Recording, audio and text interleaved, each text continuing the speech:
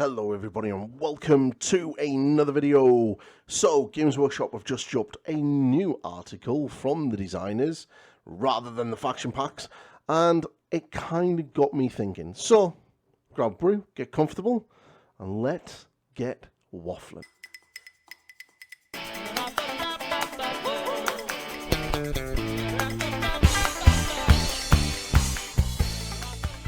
So before we get into the video, I just want to do a quick shout out. The channel is 10 subscribers away from hitting 3,000.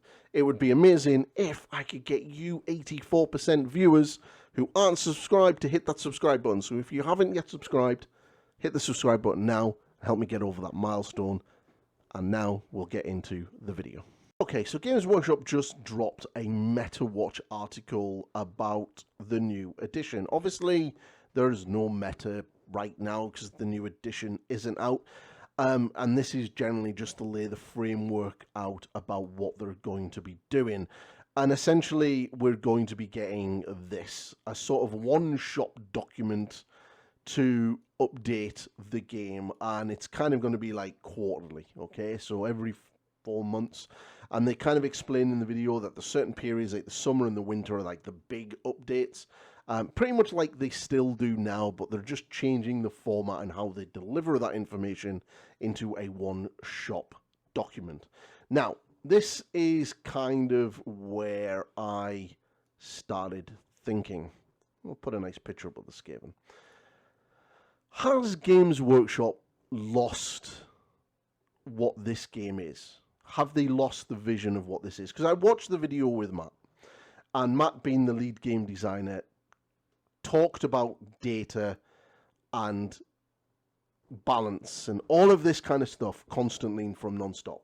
And okay, so as somebody who plays a lot of World of Warcraft and has done for 18 years, at various levels, from being a Mythic Plus, Keystone Master pushing high-end keys, to even being at one point in a Mythic raiding team pushing for those really top-end clears. I often watched and listened to what the Blizzard devs would say. And the lead games designers like Ian would come out with all of this jargon about balance and internal balancing and testing and all of this. And I don't know. I watched this video here with Matt, and I instantly got the same vibe, the same sort of feeling from watching computer game developers talking about balancing their game. Now, you got to remember that when something like World of Warcraft is getting balanced, there's a lot of numbers involved, and you don't control those numbers. They're all done behind the screen. They're all done inside the game. You don't do it. But when we play tabletop wargaming, we roll dice. So there's a little bit of difference. So now, essentially, it's not really, we are kind of rolling dice in games like World of Warcraft, but it's a little bit different. But the general feeling is that they do these big balances because they need to sort of curb that 1%ers, those cutting-edge players that are way at the top, because whatever they're doing does have a massive impact on everything in the game, like literally everything in the game. Because whatever they do will then start filtering into the lower-end skilled players who will watch what's going on and then start copying it. And you get your websites that will have your cookie-cutter builds and your things like that. We kind of have something similar in wargaming where we have net listers. Basically, a tournament player will get a 5-0, and that list, what he used, will be all over the internet, and everyone will rush out, all of the net listers, and buy those armies and buy those units, and then not do as well at tournaments because there's an obvious player skill level in that involved to get that army to do what it's doing. There's been case in points here in our local meta where I've seen local players who play one army religiously all the time, get 4s and 1s, doing really, really well, and then another player taking the exact same army to win a tournament and then getting a 1 and 4. So, there's a definite clear player element to this. But this is completely not really what I'm talking about in regards to what I was thinking. Has Games Workshop forgot the narrative, the story, the beer and pretzels thing about the game? I mean, because that's what 40k and Age of Sigmar and even Warhammer Fantasy Battle used to always be. That friendly, fun interaction with a friend or a random opponent at your club, rolling dice and having a giggle and telling stories. And I get the impression from the design team that the stories are not important. They're trying to create essentially a DLC type computer game, but on the tabletop. And that's at least the feeling I'm getting when I listen to the designers. It's like data. We're getting at data blurb, and they talk about playtesting, and then we all know that. Let's be completely real here. We are the playtesters. For the first couple of months of this edition, we will be the playtesters. The customers will playtest this game, because we all know that the vast majority of their external playtesters are top-end tournament players from England and Wales and other teams that literally playtest the game to find the best lists that they can that are ultimately going to help them. Now, I know that's probably a little bit unfair, and maybe some of them do actually send in the information that needs to be used, and then Games Workshop, games designers either completely ignore what they're being told and just go ahead with their vision, or they just flat out just aren't getting the correct information. So that might be my cynical look, but either way, that we know that happens. But I just kind of feel that Games Workshop have forgot the narrative. They forgot the story element. They forgot the world that they're putting their game in. Now, we do get narrative stuff. I mean, every now and again, I think 40k has had like a Crusader book, but nothing's really ever done with it. Nothing is done. You know, you don't get the narrative anymore. And it just feels that the game is turning into more of something that it isn't used to be. And that the story and the background and the events on the battlefield aren't important. It's overall your army like a chessboard, basically. And that's generally the feeling I get. I don't know if anyone else has got that feeling. And I'm sure some people will come in the comments and go, "Bah, that's wrong. You're wrong. That's not how it is." And you know, this is just a video of me musing over after watching this and kind of going, "Do you know what? Is this right? Has Games Workshop lost what the game is all about? The feel of the game, if like 40k, like, you know, and Age of Sigmar, have they forgot the narrative? Have they forgot the story element of the game? I mean, having Phil Kelly sat on a sofa in a design studio, in a design interview, you know, yeah, he talks a lot about the lore because he is the lore guy, but that doesn't necessarily mean that, you know, and that anything is being done. I mean, let's be completely honest here. We're getting a really cool narrative with the Vermintide, and, you know, the Skaven coming out the ground in a big, huge explosion of warp dust and warp stone and buildings and rats, so many rats. But in a few months' time, that's going to be completely forgotten. Completely forgotten. Just like Tyranids attacking a system and eating a system and being the fourth largest invasion of Tyranids that we've ever seen seems now to be nothing. Like nothing. There's nothing really in the narrative that is coming. And I suppose that's the kind of the issue that you kind of have with the game anyway, is that you can't sort of deliver this narrative constantly. It's not like a computer game. Like when I play World of Warcraft, I can play an expansion or a patch that's been delivered every few months with new story content. I can play that story. I can delve into that story, and I can immerse myself in that story. But with 40k, you really can't, unless you, as the player, create that story. But Games Workshop try to do it, and they don't really deliver it, if you kind of get me. They kind of set it up, and we get this grand setting and this really big thing, and then it disappears. Like, you know, the Tyranids are the big threat. Well, they're not. Chaos is the big threat. or Orcs will be the big threat, or whatever alien race is coming. I'm pretty sure when Fulgrim and the Emperor's Children turn up in 40k, that they will be the big threat. And I'm sure when the Chaos Dwarfs turn up in Age of Sigmar, they will be the big threat for a length of time that is. But when it comes to the games design, are Games Workshop catering to only really the competitive side? And I am a competitive player. Most of my games come from tournaments. So is that am I their target audience? Because I don't feel like their target audience. Is that their target audience? Is this who they're trying to talk to? Is that who they're trying to communicate to?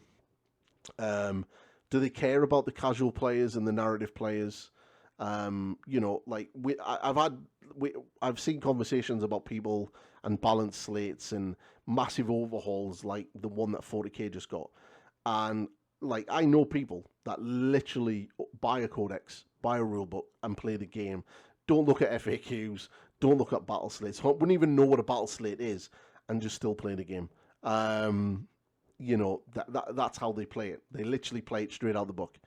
Crazy, I know, mental. I mean, imagine that. Points, who cares? If the points are too high, don't care. They just play the game, and they have a great time doing it. And I'm just kind of thinking, has Games Workshop forgot those people? Is Games Workshop only really catering on a small percentage of competitive players? Now, obviously, I do agree that balance comes from the competitive element of a game. So if I have a unit, say Fusiliers, I was going to use Cavaliers, but I'll get to that point in a minute.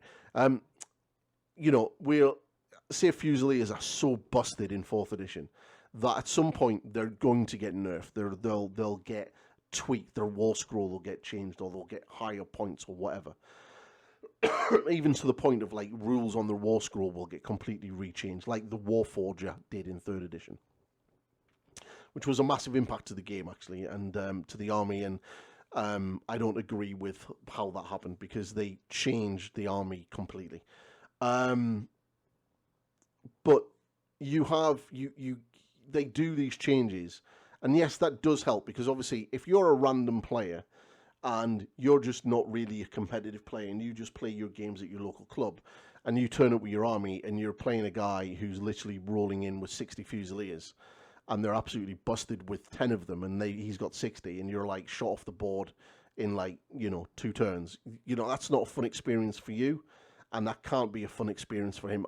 Personally, for me, it wouldn't be a fun experience for me. But not speaking for others. Other people may enjoy that. But that's not a fun gaming experience, and that's ultimately what you're trying to do. So I do get that there has to be an element of balance, but I kind of feel that when they keep talking about the meta watch, that it's like they're trying to create the game into something it's not. If you kind of get me? Like, 40k and Age of Sigmar are never going to be at the level of what esports are. Never. Never. I know Rob the Honest Wargamer does very, very good job with the live streaming and the TSN, and does a lot of really cool stuff with that sort of element of the tournament. But let's be completely fair. Tabletop wargaming is never going to be on par with esports. Doesn't matter how hard they try, it's never going to be on par. And I kind of feel that that's what they're trying to cater to. And I kind of feel that they've lost the soul. Let's be really deep with our wording here, and it's like the soul of what the game is, and that's both games, 40k and Age of Sigmar. And I do feel that they've lost that element, because when you look at games like Horus Heresy and the Old World, they're not continuously updated every month, right? Every couple of months. They're not. It taken 2 years, 18 months to nearly 2 years to get a proper FAQ for the Horus Heresy. The Old World are probably the same, and those games play really well. They play really well narratively, and they play relatively well at a competitive level. And even then, when you look at the competitive tournaments for these games, they're done with a narrative spin. You can build really disgusting themed tournament lists in the Horus Heresy, but people don't, because they have a theme, they don't want to be a dick, and they turn up with a strong list that has a theme and a narrative to it, and then they play games immersed in the Horus Heresy. You don't get that with 40k. You don't get that with Age of Sigmar. You will get that with the Old World. And I'm sure all of the guys that play in the Old World going to the tournament this weekend at the Exploding Dice will probably rock up with strong lists, but have a narrative around it. They will have a theme around it, and that's how that game works. So we have a very different contrast. We have the sort of games from the Specialist Design Studio that have a theme and narrative, and then we have the two core games that are literally pushed as these ultra competitive games when they're quite not, because Games Workshop can never, ever, ever balance these games properly. There's just too much in it. And when they come up with things like, we want units to really be impactful, and we look at things like Cavalry and want them to hit really hard, and you're like, oh, wow, that's really cool. And then you look at Cavalry and go, yeah, Chaos Knight's hitting on a 3 and wounded on a 3. And you look at another Cavalry unit and you're like, yeah, they're hitting on 3s and wounded on 3s. And you're like, all right, we kind of see your design philosophy. And then you look at Cities of Sigmar Cavaliers hitting on 4s, wounding on 4s. And you're like, oh, whoa, wait a minute. Did you forget your design philosophy when you got to that faction? Or did you change your mind after you did them? So, you know, and we all know as well, in like 6 months' time, after 6 months of the first code battle tomes are out, that the Games Workshop are going to literally change design philosophy and start going in a completely different direction, because they do it every single time. But yeah, I just kind of feel I feel that this is an interesting coffee. It's not a dig at Games Workshop, so don't expect it is. It's kind of, it's a muse. It's a musing over the direction of the game and who they're talking to and who meta watches are for. Like you know, are they talking to the random player, or are they only really talking to the ultra competitive players? And is that good? Is it good? Is it bad? Is it detrimental to the game? Have they changed the game so much that it's no longer a casual game? You know, let me know in the comments. Like, you know, honestly, let me know your opinion on 40k and Age of Sigmar. Are you a narrative player? Are you a casual player? Do you go to tournaments? Are you a hardcore tournament player? Let me know in the bottom, and we'll have a conversation about it, and we'll have a look, because it is kind of cool. It's kind of fascinating. But I personally think that they've pushed too far to the competitive side, and that's what they're catering for, and it's not really. I think they're trying to create the games into something they're not. And their language is very computer game language. I mean, listening to Matt was like literally listening to Ian from Blizzard, the head game designer for World of Warcraft. It literally was like listening to him. It's the same language coming out of his mouth, like literally. So let me know in the comments. That's the video. I was hoping to have faction packs and rules and all of that good stuff, but as you can tell, there is no point, because they're not out yet. It's probably it's probably not going to happen this week. It doesn't look like it's going to happen this week, not unless it happens tomorrow, and they drop everything tomorrow, which I don't think they're going to. Unfortunately, I don't think Age of Sigmar players are going to be treated as the same as the 40k players. 40k players had pretty much everything just before pre-orders, and you were playing the game during the pre-order period. We're not getting that luxury. I think we will be lucky if we get anything next week. And yeah, unfortunately. So that's the video, peeps. If you like what I'm doing, please like, subscribe. 10 more subscribers to go. And like the video, and drop me in the comments and let me know what you think. And check out my members and Patreons. And for everyone asking about painting tutorials, yes, they are coming. I am working on one right now. And I will catch you all in the next video, people. Goodbye for now.